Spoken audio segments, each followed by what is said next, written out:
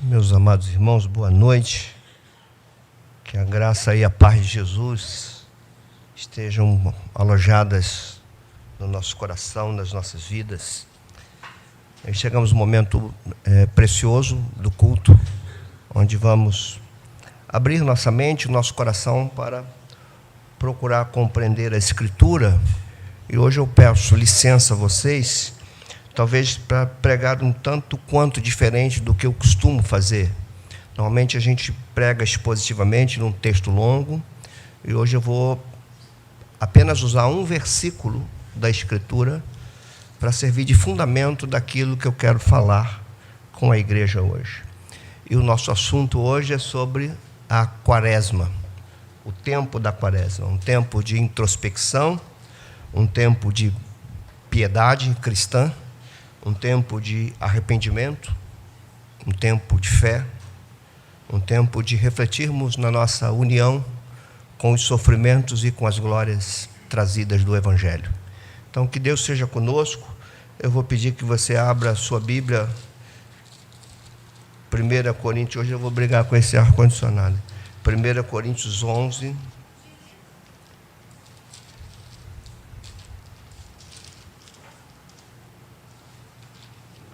abra o capítulo 11 de 1 Coríntios.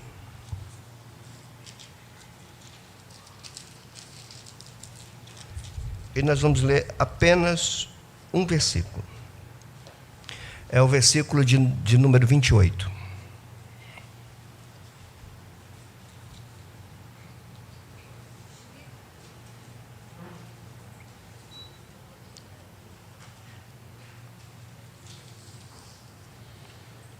O texto bíblico nos diz o seguinte: palavras do apóstolo Paulo, escrevendo a uma igreja um tanto quanto conturbada na Grécia Antiga, a igreja da cidade de Corinto.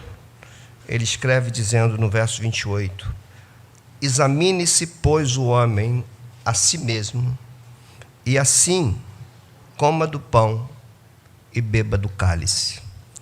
Senhor, nós abrimos aqui o nosso coração diante de Ti, nossas mentes, e declaramos a Ti não só o desejo, mas a necessidade de ouvirmos e compreendermos a Tua palavra, trazida pela Tua Escritura e direcionada à Tua igreja por minha vida nesta noite. Tanto eu como os meus irmãos que aqui estão, entendemos que somos pecadores, e que se não fosse a Tua graça e a iluminação do Teu Espírito, jamais entenderíamos aquilo que Tu deixaste revelado na Tua santa palavra. Seja conosco, Senhor, porque o que nós mais queremos é compreender o Teu querer e corresponder a Ele na força do Teu Espírito, Senhor. Seja conosco mais uma vez nessa noite tão especial, onde o corpo e o sangue do Teu Filho Jesus estão colocados diante de nós, simbolizados em pão e vinho. Seja conosco, falamos mais uma vez, Senhor, em nome de Jesus. Amém. Irmãos, eu me atrevi a pensar esse versículo tão precioso de Paulo, porque ele está contido num contexto bem maior, onde Paulo, uma das maiores riquezas teológicas de Paulo, instruindo a igreja como lidar com esse santo sacramento da Santa Ceia do Senhor. Comer do pão, beber do cálice, trazendo à nossa mente aquilo que Jesus fez, sua morte e sua ressurreição. E por que eu utilizei esse versículo? Por que eu estou extraindo esse versículo dentro de um contexto maior para usar como fundamento da minha fala? Porque, como disse há minutos, nosso desejo aqui é expor e trazer esclarecimento sobre um tempo do calendário cristão, um tempo da fé cristã que tem sido perdido há muito tempo e mal compreendido, por conta disso perdido, sobre a Quaresma. Dentre tantas coisas que esse tempo nos requer, ele requer autoanálise. uma autoavaliação de nós mesmos em relação ao Evangelho, em relação à morte e à ressurreição de Jesus. Paulo está dizendo que para comer do corpo, beber do sangue, do pão e do cálice, ou seja, para participar ativamente daquilo que Jesus fez, era necessário que o homem fizesse uma autoanálise. Baseado nisso, eu estou entendendo que daqui a algumas semanas nós estaremos entrando na chamada Semana Santa, onde a cristandade para, ou deveria parar, para trazer a sua mente e a sua devoção à morte e à ressurreição de Jesus. E assim como Paulo fala aqui que é necessário o homem se autoanalisar para participar da morte e da ressurreição de Jesus, entendemos também que o tempo da Quaresma é um tempo de autoanálise. Você e eu somos chamados a nos analisar, somos chamados a ter um encontro verdadeiro conosco, somos chamados a colocar o nosso cristianismo em xeque, somos chamados a colocar diante de nós a forma como estamos conduzindo aquilo que entendemos como morte e ressurreição de Jesus Cristo. E eu quero trabalhar isso com vocês hoje, primeiro falando do que é esse tempo da Quaresma, no segundo momento, tentando explicar à igreja por que esse assunto e essa prática encontra tantas dificuldades para nós cristãos evangélicos protestantes nos nossos dias. Por que a dificuldade com esse assunto, com essa prática da tradição cristã? Num terceiro momento, ainda que rapidamente, eu quero trazer alguns dados históricos sobre a Quaresma, até chegar nos nossos dias, onde eu vou falar da importância do resgate disso. A importância do resgate dessa prática, dessa tradição, que tanto nos conduz ao cristianismo histórico, que não pode ser visto pelo retrovisor. É preciso que resgatemos muitas coisas que estão sendo perdidas. Num outro momento ainda, eu vou falar de que mensagem a Quaresma traz para nós, a importância dela nos nossos dias e que mensagem nós devemos absorver. Então, nós vamos fazer depois trazer algumas lições disso tudo.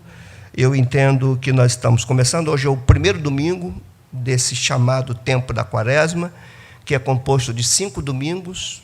O sexto domingo é aquilo que se conhece tradicionalmente como o Domingo de Ramos, a entrada triunfal de Jesus em Jerusalém, que abre, então, a Semana Santa. Então, o que nós queremos como igreja, como pastores, é preparar nossas vidas, preparar nossa congregação para a Páscoa do Senhor, que vem aí, e nós vamos celebrar esta Páscoa com um musical, com uma coisa que está sendo muito bem feita, muito bem montada, muito bem trabalhada, com muita devoção e com muito empenho das pessoas que nela estão envolvidas.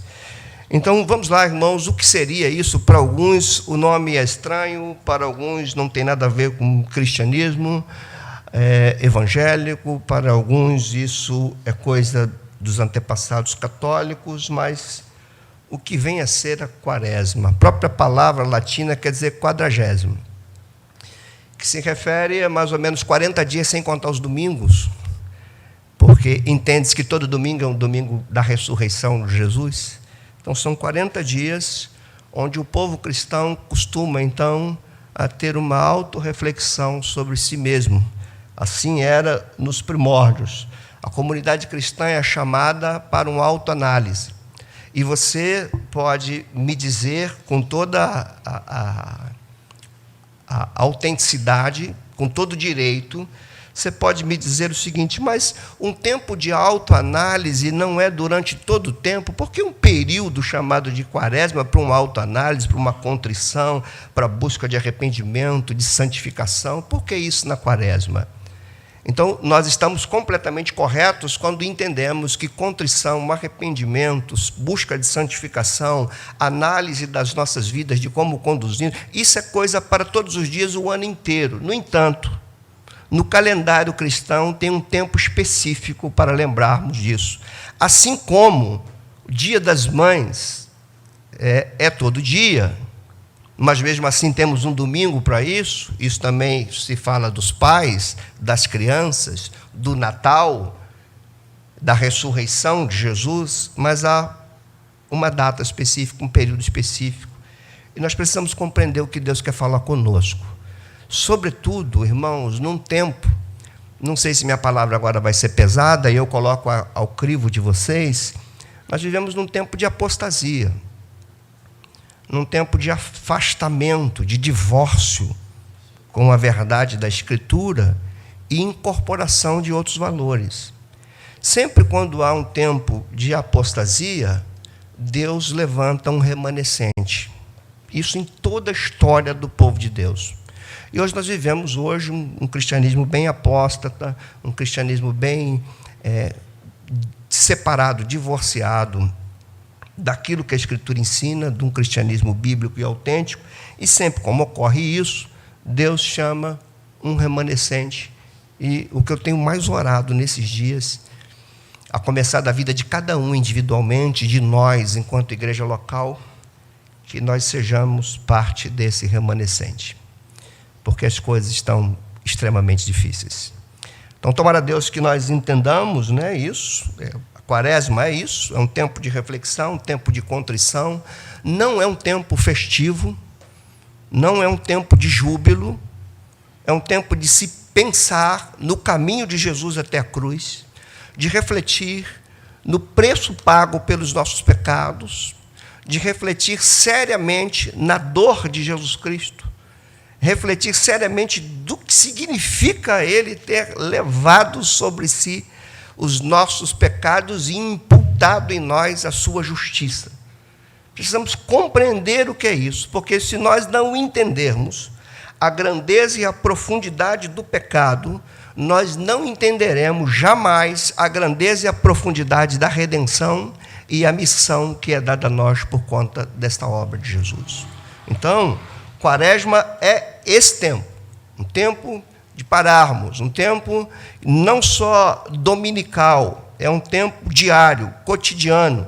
Não envolve só o nosso ajuntamento aqui, envolve as nossas vidas em casa, envolve o nosso devocional diário, resgatar o momento em que, em família, falávamos daquilo que Jesus Cristo fez, daquilo que Jesus Cristo é, e colocávamos a nossa esperança na sua volta, na sua vinda, quando tudo será consumado. Então, em síntese, isso é a Quaresma. Não é um tempo, como eu disse, de júbilo, é um tempo de quebrantamento, é um tempo de santificação, é um tempo de contrição, é um tempo de introspecção, é um tempo de autoanálise, é um tempo de pararmos o barulho todo e entrarmos para o nosso quarto e analisarmos, à luz daquilo que a Escritura ensina, como temos conduzido nossas vidas. Por isso, entendemos ser um tempo muito precioso. Agora, por que há dificuldades com essa prática cristã ou com essa tradição do cristianismo histórico, que não se vê mais hoje na igreja evangélica, pelo menos na grande parte, na maior parte da igreja evangélica protestante, nós não vemos nenhuma observação em relação à Quaresma. Nós vamos ver isso meio que deturpado dentro do catolicismo romano, e nós vamos ver isso um tanto quanto resgatado dentro de algumas correntes de igrejas reformadas, que trabalham entendendo que o calendário cristão é algo que deve ser tratado no púlpito para que a nossa vida cristã seja dirigida em torno daquilo que Jesus Cristo fez e ensinou.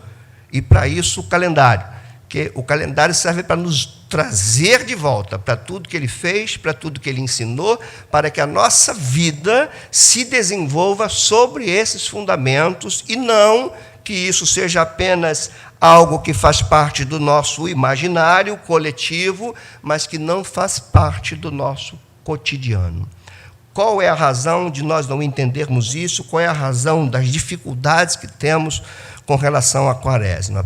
Primeiro ponto que eu entendo nos trazer dificuldade para entendermos isso tem a ver com duas palavrinhas: ignorância e preconceito. São duas coisas que nós temos. Ignorância por quê? Ignorância porque nós desconhecemos o que é. Nós não sabemos o que é isso. Quando nós não sabemos o que é isso, obviamente, nós não vamos dar valor ao que é isso. E não vamos desfrutar do que significa isso. Então, o primeiro ponto que torna esse assunto difícil é a nossa ignorância acerca disso. Como a nossa ignorância acerca de vários pontos principais do cristianismo. Nós precisamos entender e admitir que talvez o cristianismo evangélico é o que menos se interessa em saber explicar a razão da sua fé. Se você encontra com qualquer segmento religioso na rua, por exemplo, você passa por aí e encontra com alguém das Testemunhas de Jeová. Ele sabe parar e conversar contigo e explicar por que eles creem naquilo. Se você encontra com um mormon, idem. Se você encontra com um espírita intelectual, não o espiritismo popular, mas se você encontra, por exemplo, com um espírita kardecista, ele vai saber explicar por que ele crê na reencarnação. A questão é que quando um desses encontra com um cristão, seja católico ou evangélico, eles não sabem entender, eles não sabem explicar por que, por exemplo, que eles creem num só Deus em 3 pessoas. Eles não sabem explicar isso. Eles não sabem explicar o significado da morte de Jesus Cristo. A morte vicária dele. E como nós somos, às vezes, aquilo que nós não sabemos explicar, nós falamos o seguinte assim: basta crer. Como se crer fosse divorciado de entender. Crer e entender são lados de uma moeda só. A fé cristã é para ser crida, entendida e obedecida. Então, isso, primeiro ponto. Agora, por que há ignorância e por que há preconceito com relação a isso? Eu creio que nós herdamos isso dos nossos antepassados missionários, que, ao trazerem o cristianismo protestante para aqui, trouxeram com uma tinta muito forte de anticatolicismo. E, como se diz na linguagem popular, nós jogamos a água fora com o bebê dentro. Foi tudo. Tudo que se diz respeito, tudo que, por alguma razão, se conectava à Igreja Católica, a Igreja Protestante passou a jogar fora. Por isso que os nossos templos não têm mais símbolos. Por isso que, aos poucos, os nossos templos viram uma espécie de salão de festa religioso. É um quadradão, em alguns lugares, nem isso mais. Em alguns lugares você incorpora o espetáculo secular para dentro do culto, e isso, obviamente, é culpa ou é a consequência da nossa ignorância. Esse é o ponto. Nós ignoramos o que é. E por que preconceito? Nós precisamos admitir que desenvolvemos um certo preconceito, e a razão disso, e esse é o segundo ponto pelo qual é difícil nós lidarmos com um assunto como esse, é que o preconceito é oriundo das distorções do catolicismo romano. Eu lembro sempre, nesse tempo, da minha avó. A minha avó era uma católica, pelo menos se dizia católica, lá, né, na ignorância dela. Por exemplo, chegava a quarta-feira de cinza, até a Páscoa, se você falasse com ela em comer carne, ela xingava você. Era uma contradição, ela xingava mesmo. Era uma contradição, né? Por um tempo ela desenvolvia a piedade dela do jeito dela, mas entrava na carne e xingava quem falasse lá da prática dela. Mas essas distorções, porque o catolicismo ele trouxe crendice a isso, trouxe superstição a isso, trouxe uma grande tinta de legalismo, de penitências. E você vai ver isso nesses dias ainda em alguns lugares do Brasil, principalmente no Nordeste. você vai ver as pessoas se chicoteando, se cortando, se martirizando, para que, de alguma forma, ganhasse algum favor de Deus. Então, por conta de usar a quaresma como um meio de autojustificação, isso desenvolveu em nós um preconceito e, obviamente, uma rejeição prévia para isso. E, claro, com sentido. Mas o problema é aquilo que nós falamos, o que eu falei ainda agora, nós jogamos a bacia com a água e com o neném fora junto. A gente precisava tirar apenas o que foi distorcido e preservar aquilo que, de fato, tem sentido para as nossas vidas. Para isso, é importante que a gente tenha um pouquinho de noção histórica disso. Quando começa isso? Por que surge isso? Isso não é de hoje, isso não é da Reforma Protestante, isso não é algo que deu na nossa telha, agora isso é dos primórdios do cristianismo, que vai evoluindo. Nos primórdios do cristianismo, se separava alguns dias, pelo menos 3 dias, anteriores à Páscoa, para que houvesse um período de santificação, de jejuns, de quebrantamento, de contemplação, de falas, de pregações sobre o que Jesus fez. A grande ideia disso, o grande princípio que está embutido nisso tudo, é a igreja jamais perder de vista a morte e a ressurreição de Jesus. E assim como Paulo disse no texto que eu li, examine-se o homem a si mesmo para participar do corpo e do sangue, examine-se a igreja a si mesma para se preparar para a Páscoa. Assim ocorreu, logo nos primórdios. Os pais da igreja, a gente tem aí Irineu de Lyon, que tratava disso, que falava disso, e outros pais da igreja. No desenvolver das décadas e séculos, isso vai se ampliando. E começa, então, aí o ponto histórico, com o aumento do cristianismo dentro do, então, Império Romano, havia muitas conversões ou adesões de pessoas que vinham de outras religiões e influenciadas tremendamente por culturas pagãs, por filosofias pagãs. Essas pessoas começaram a abraçar o cristianismo como religião e vinham trazendo todos os seus conceitos e se agrupando com o que já estavam. Há, então, uma necessidade da igreja começar a preparar essas pessoas para se batizarem. E nesse preparo para o batismo, no primórdio, se separava 40 dias.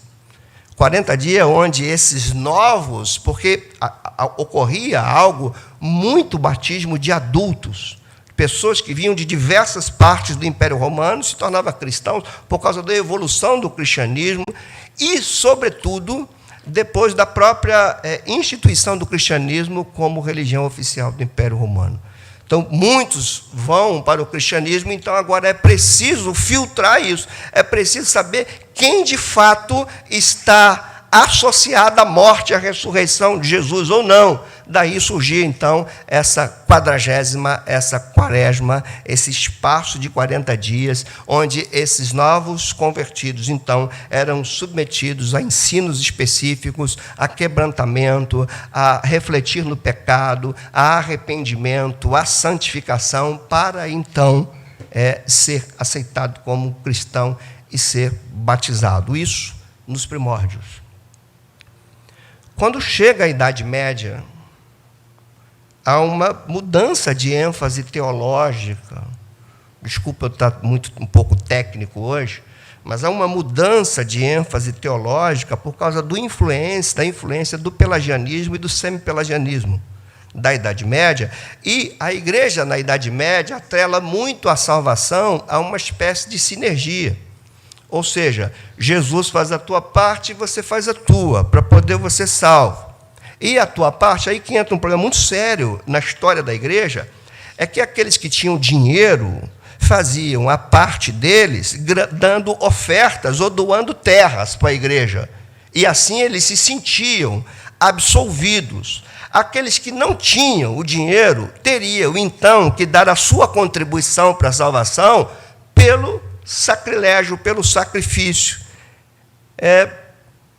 Aí entra penitências, jejuns, sacrifício do corpo.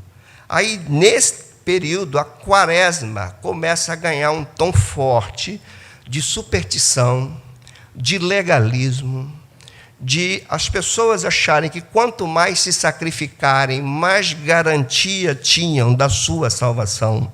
E então esse período de quaresma, que começa com esse sentido tão cristão, começa então a se institucionalizar, a tomar uma tinta de legalismo, de superstição, de crendice, sem freio naquela época.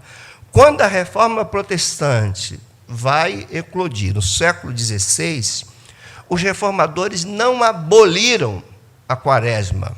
O que eles fizeram foi dar o sentido correto para a quaresma, trazendo um sentido pessoal de santidade, de quebrantamento, de reconhecimento de pecado, de confissão, de abandono, para prosseguir na vida cristã. Esses são dados históricos, ainda que bem simples, bem simplificado, bem sintetizado, só para a gente entender o ponto da história quando nós estamos. Da reforma para cá, eu poderia dizer para vocês que os grandes pressupostos da reforma perduraram aí com alguns viés até o século XVIII para XIX. Os ideais da reforma tiveram um grande abalo no período do Iluminismo e um outro muito grande abalo nos períodos dos grandes avivamentos da Inglaterra, dos Estados Unidos, avivamentos que trouxeram coisas boas para a igreja, mas que também os desdobramentos desses avivamentos trouxeram para a igreja retorno à superstição, a uma santificação, como se tivesse que se abster de tudo que estivesse relacionado ao catolicismo, e isso nós herdamos hoje. Hoje, quando nós olhamos para o cristianismo hoje, nós não temos, por exemplo, um viés unificador da fé cristã. Nós não temos um fio condutor. Se a pessoa quiser, por exemplo, fazer o que quer da sua vida e mesmo assim se sentir bem com Deus, ela vai encontrar um cristianismo que apoie isso hoje. Porque desde o tempo da pós-modernidade, a verdade ela não está mais centrada na Escritura e nem na própria razão humana. A verdade se deslocou para o interesse e para a experiência do sujeito. Então, isso tudo vai levando a igreja a se afastar do seu ideal, se afastar do seu fundamento. E Paulo já dizia, quando escreve aos Coríntios, essa mesma carta que eu abri aqui, que ele lançou o fundamento, ele e os apóstolos lançaram o fundamento da igreja, e ninguém pode edificar sobre outro fundamento que não seja Cristo. Essa ideia, por exemplo, de redundância, quando você fala assim, verdade absoluta, isso no português clássico é tido como uma tautologia ou como uma redundância. Porque se não é absoluto, não é verdade. Verdade absoluta é uma frase desnecessária, assim como é desnecessário visão panorâmica, ou panorama geral. Se é panorama, já é geral. No entanto, quando nós olhamos para hoje, esse conceito de que toda verdade é, por si, absoluta, caiu, porque a verdade agora se tornou relativa. Então, a gente tem hoje espiritualidades cristãs voltadas para o misticismo, voltada para a crendice, voltada para o pragmatismo, para o resultado, para a busca dos interesses. E isso tudo nos divorcia, nos distancia daquilo que a quaresma, nos seus primórdios, veio trazer para nós. Que mensagem a quaresma traz para os nossos dias? Qual é a importância dela para os nossos dias e por que os pastores dessa igreja e essa igreja estão enfatizando isso? E por que nós queremos tanto que vocês entendam isso? Primeiro, que nós não queremos pregar algo que a igreja não saiba o que significa. Nós precisamos ter esse cuidado didático com a igreja, de instruir a igreja acerca daquilo que nós estamos falando, para que vocês entendam que nós não estamos aqui atrás de uma novidade, muito pelo contrário, nós estamos atrás de resgatar a história, um cristianismo histórico, um cristianismo bíblico, um cristianismo autêntico, um cristianismo que glorifique a Deus, e não um cristianismo que busque agradar as pessoas, para que as pessoas se sintam bem com Deus que imagina ser verdadeiro, e então ficar sempre com a igreja cheia. Nós não temos o interesse de uma igreja cheia Nós temos interesse de uma igreja edificada sobre um verdadeiro fundamento e edificada sobre valores verdadeiros. Se essa igreja vai se tornar uma igreja numerosa, isso não é conosco. Conosco é ser fiel à Escritura, com muito respeito que nós temos com todos nós. Eu posso dizer isso com segurança, que o afastamento nosso dessas verdades trouxe sérias consequências para as nossas vidas, para a nossa espiritualidade, para o nosso convívio familiar. Nossas famílias não são conduzidas lembrando do que Jesus fez. Então, nós temos verdadeiras cisões entre pais e filhos, e nós não podemos ficar aqui como pastores cruzando os braços. Nós precisamos dar resposta, nós precisamos usar a Escritura para isso. Qual é a importância para os nossos dias?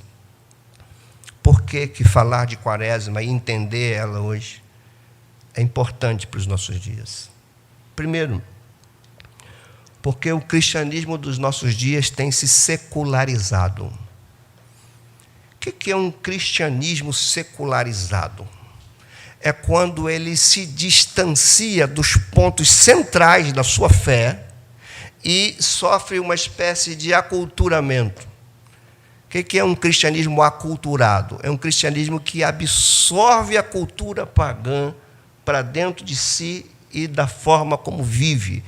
E aqui, irmãos, nós precisamos analisar isso com muita frieza, com muita lucidez. É importante nós resgatarmos um tempo de Quaresma, que é um tempo de autoanálise, de quebrantamento, um tempo de olharmos para dentro de nós mesmos, não só o cristão em si, mas lideranças da igreja. Nós precisamos rever o que entendimentos nós temos sobre o cristianismo. O que é o cristianismo para mim, para você? O que significa a morte e a ressurreição de Jesus? Será que Jesus morreu e ressuscitou para eu tocar a minha vida do jeito que eu quero? Será que Jesus morreu e ressuscitou para eu ficar curtindo a vida doidado? Precisamos disso hoje, porque, como eu repito, nós vivemos hoje um tempo de secularização do cristianismo. Com respeito àquilo que é secular, aquilo que pertence a esse mundo. Nós temos incorporado a cultura pagã, e aí a gente vive uma espécie de anomalia evangélica. O que seria uma anomalia evangélica? Não estou inventando nome não, tá, gente? O que seria uma anomalia evangélica? É um cristianismo que você tem algumas proposições teológicas na mente, que você é capaz de sentar e conversar com o outro, você é capaz até de dar aula sobre aquilo, mas a tua vida caminha em trilhos diferentes daquilo que você diz crer. Isso é uma anomalia. É quando você cresce com uma distorção. E essa anomalia está muito presente nos nossos dias. Cantamos coisas grandiosas para o nosso Deus e negamos tudo que nós cantamos quando estamos na nossa conversa informal com pessoas que comungam com essa cultura. Talvez a má compreensão da necessidade de inserção, a necessidade de mistura, a necessidade de ser sal, talvez a má compreensão disso levou a igreja a absorver a cultura sem denunciar a cultura. Levou a igreja a conviver com uma cultura pagã sem mostrar para essa cultura que existe uma nova maneira de viver. Então, por isso, esse tempo da Quaresma é importante. Porque nós, e precisamos admitir que nós, como pastores, precisamos também nos autoexaminar acerca daquilo que estamos fazendo com o nosso ministério, sobretudo o ministério da palavra. Não se prega hoje, por exemplo, sobre pecado. Sabe qual um dos grandes problemas que nós, pais, estamos enfrentando com os nossos filhos? Nós não ensinamos a ele sobre pecado e consequências. Nós não ensinamos os nossos filhos sobre a existência do diabo. E agora a gente está colhendo seriamente disso. E aqui eu estou arriando a cabeça para apanhar. Nós não ensinamos os nossos filhos o que é pecado, o que é ferir a verdade de Deus. Por que nós não fizemos isso? Essa necessidade de aceitação ficava muito comum. Irmãos, olha, a gente entende que ser cristão é ser sal aonde estivermos. Mas eu quero dizer uma coisa para você. Se nós não tivermos uma cosmovisão bíblica bem definida, se nós não soubermos defender muito bem as nossas crenças, nós vamos incorporar a cultura pagã. Se você vai para uma universidade, se você quer estudar lá sociologia, se você quer estudar história, se você quer estudar psicologia, por exemplo, psicologia, que é uma coisa que lida com a mente humana, com o comportamento humano, se você não tiver uma antropologia bíblica, a tua visão do ser humano será mais humanista do que teológica. E aí nós temos complicações seríssimas com isso. Seríssimas. Por isso, a importância de pegarmos um tempo com esse, vocês têm que agradecer a Deus. Nós precisamos de agradecer a Deus que Deus está despertando essa pequena igreja. É uma pequena igreja que Deus está despertando, que Deus está falando, que o Senhor está nos convocando a levar o nosso cristianismo a sério, a levar a nossa vida em torno daquilo que Jesus fez, daquilo que Jesus ensinou. E não admirar o que ele fez e o que ele ensinou, mas levar a nossa vida em torno daquilo que a cultura está impondo sobre nós. Então, esse tempo é importante demais. É um tempo de quebrantamento, de autoanálise, que vai nos ajudar muito em duas coisas que precisam ser reaprendidas pela igreja: evangelismo e discipulado. A igreja perdeu esses dois pontos. Pregar o evangelho hoje está sendo resumido a fazer grandes eventos para atrair pessoas, e quando vê, as pessoas já estão no meio. É como no período dos primórdios, irmão. Eles vão vindo, mas não tem filtro. Eles não sabem o que Cristo fez, por que é salvo. Eles não sabem o que é renúncia, o que é arrependimento. Eles não sabem o que é ser livre da ira vindoura. Eles não sabem disso. Eles estão vindo porque Jesus é bom, porque Jesus faz o que a gente quer, porque os irmãos são bons, porque nos acolheram.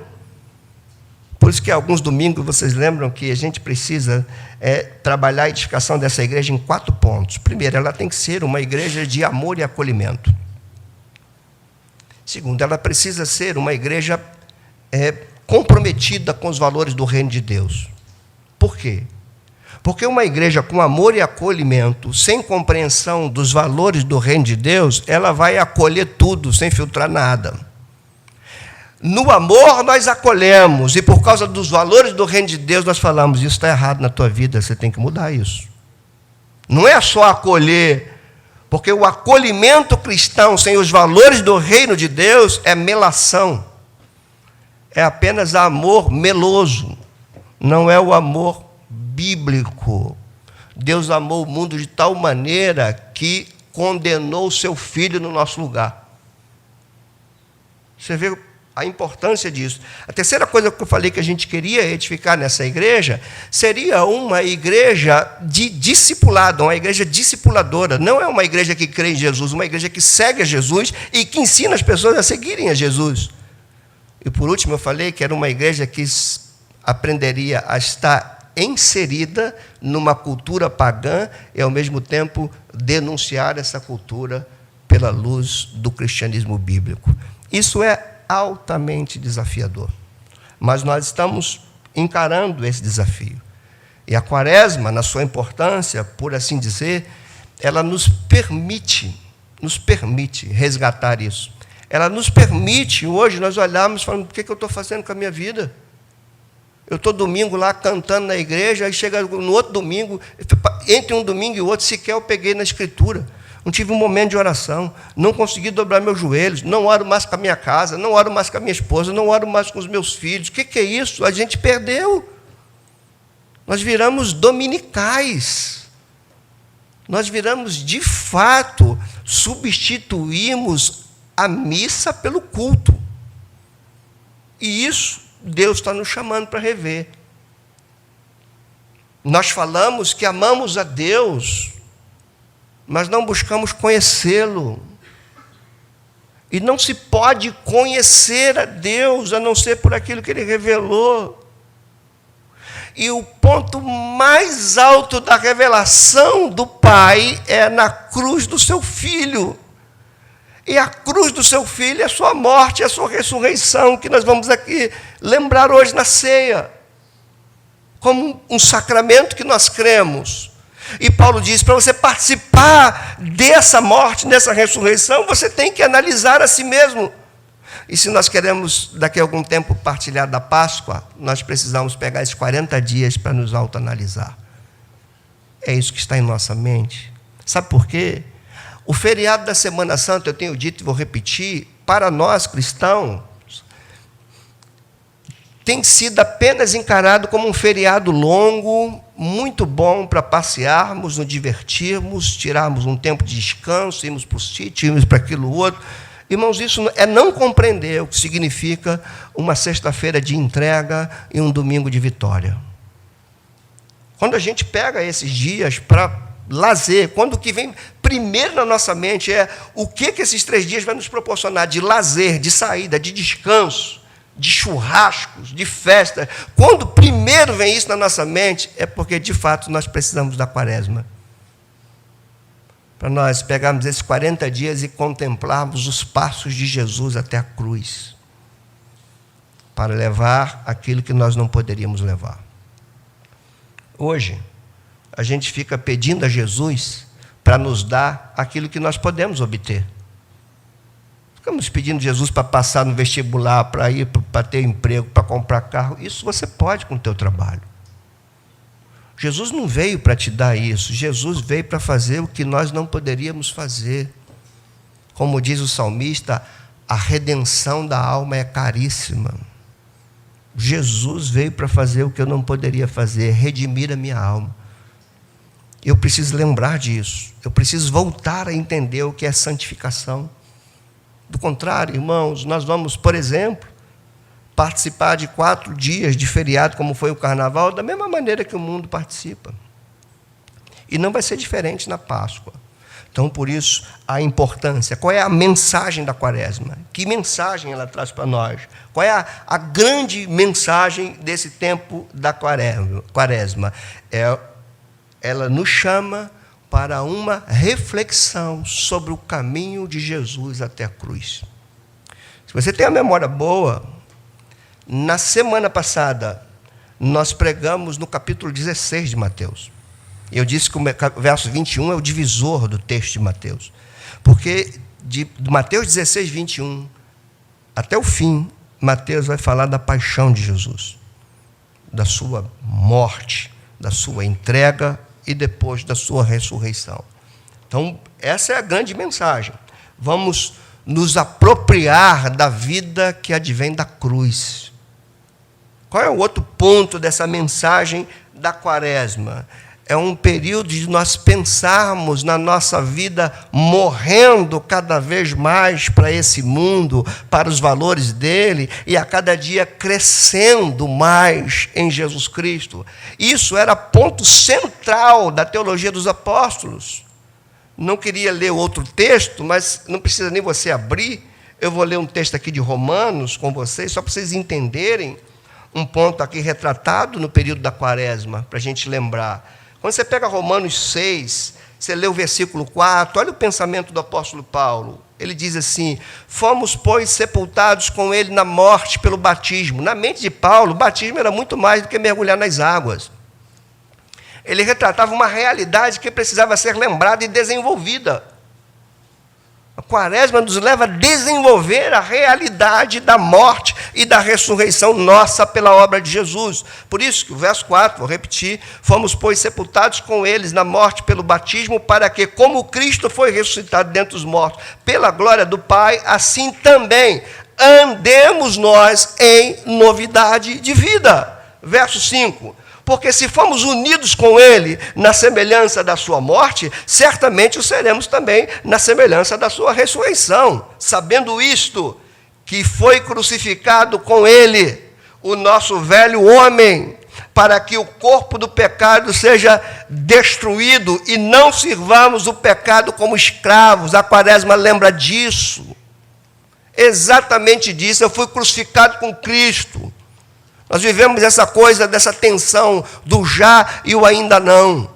Nós já fomos crucificados com Ele, mas ainda levamos no nosso corpo coisa da natureza velha. Então a quaresma vai nos lembrar que nós já estamos mortos com Cristo, ressuscitados com Ele. Você vai lembrar de Paulo aos Colossenses falando, se já ressuscitaste com Cristo, então pensem nas coisas do alto, pensem no lugar onde Ele está, a tua vida está escondida em Deus juntamente com Cristo, e quando Ele se manifestar, a tua vida também se manifestará. A quaresma nos faz lembrar disso.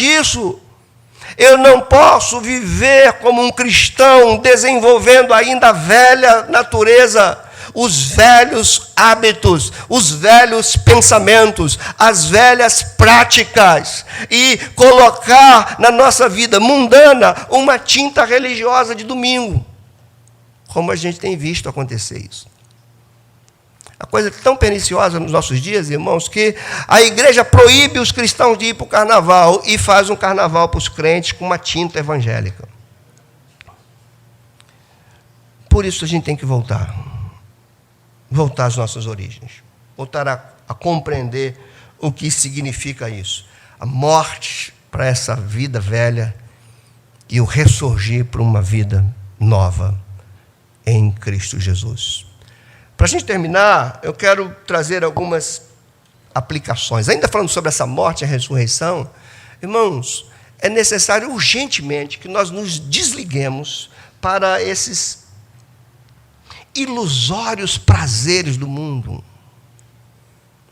O que eu vejo na minha geração é a igreja cada vez mais atraída pelos prazeres transitórios, ainda que isso leve uma tinta religiosa.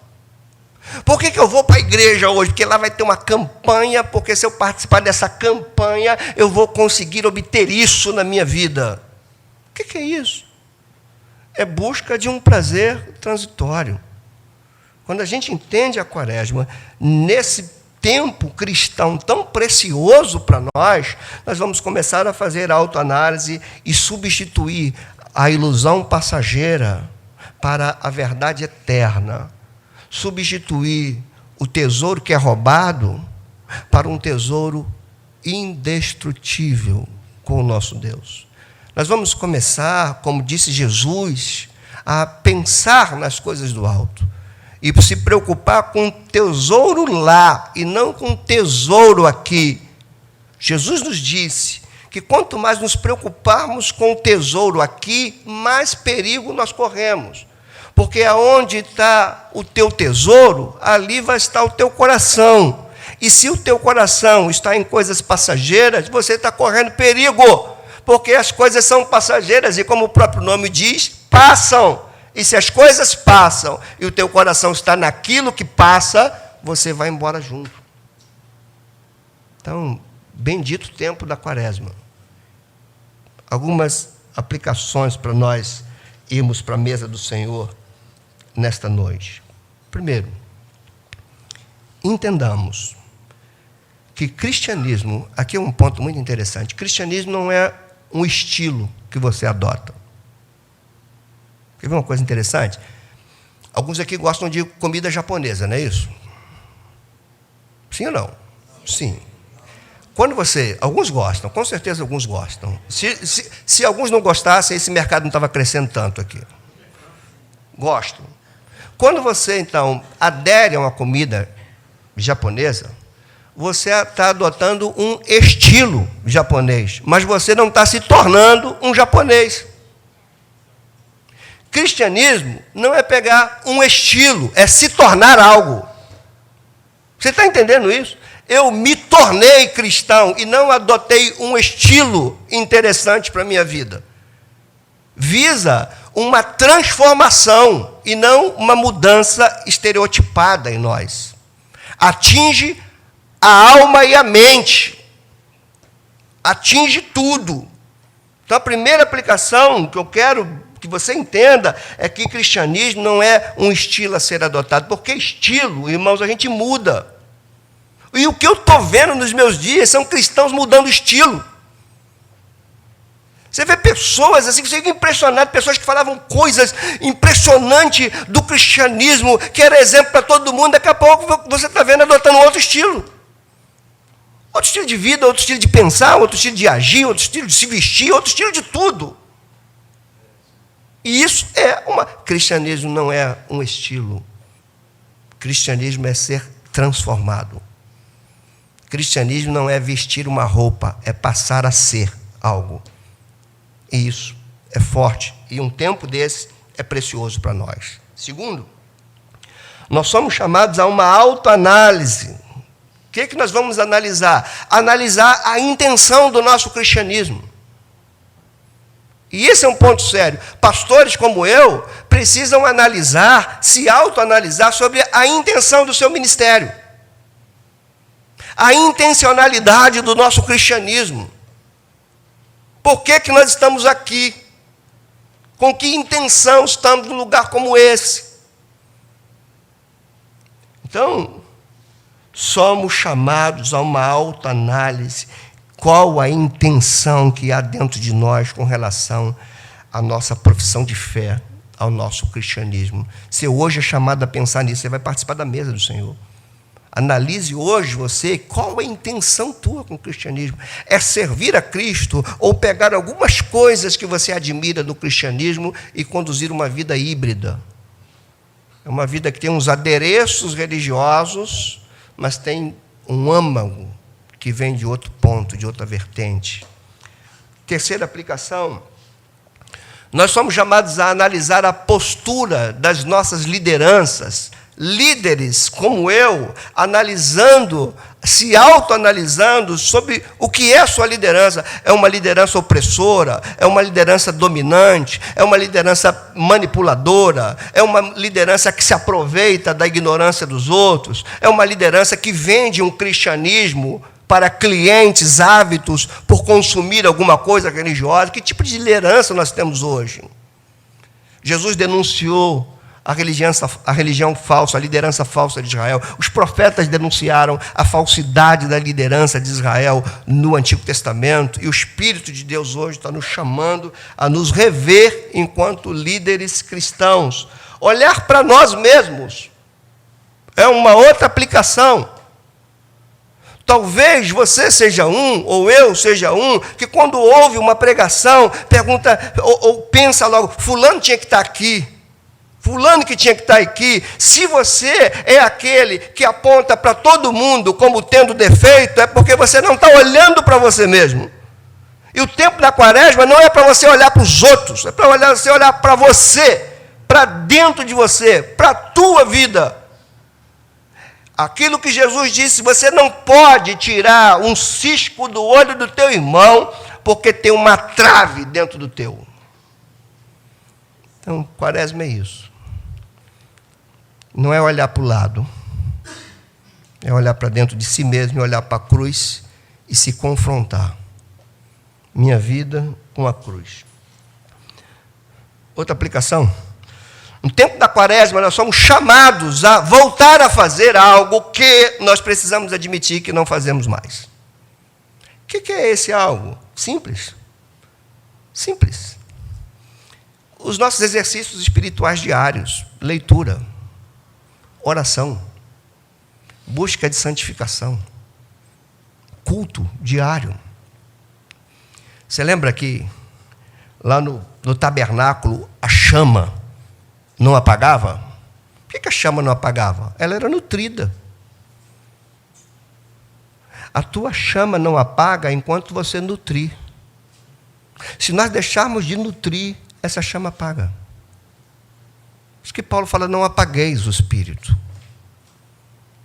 Então, preciso voltar, irmãos, a ter vida de oração diária. Eu fico impressionado quando às vezes falo, olha, eu tenho vida de oração de todos os dias. E eu já ouvi, você é o único que é assim. E isso me assusta grandemente. Como é que eu posso ser o único? O que nós fazemos com o nosso dia a dia, com o nosso cotidiano? Como é que eu posso estar falando aqui das coisas grandes do Senhor, se eu não tenho os meus momentos a sós com Ele? Como eu posso falar de vida com Deus se eu não tenho momentos com Ele? Como é que eu posso? Eu preciso rever. A quaresma me pergunta, como é que está a minha oração? Como é que é a minha santificação? Eu estou me abstendo daquilo que Deus censura para buscar aquilo que Ele requer de mim? Eu tenho me separado do mundo e me consagrado a Ele? Sentido de santificação, tirado de. Ele nos tira, nos separa de algo e nos separa para Ele. Eu preciso saber se a minha vida está mais ligada a Ele, ou ao mundo, ou a mim mesmo. E esse é o tempo, Quaresma. Acima de tudo, irmãos, nós somos chamados a rever o nosso entendimento sobre a morte e a ressurreição de Jesus. O que isso significa para nós?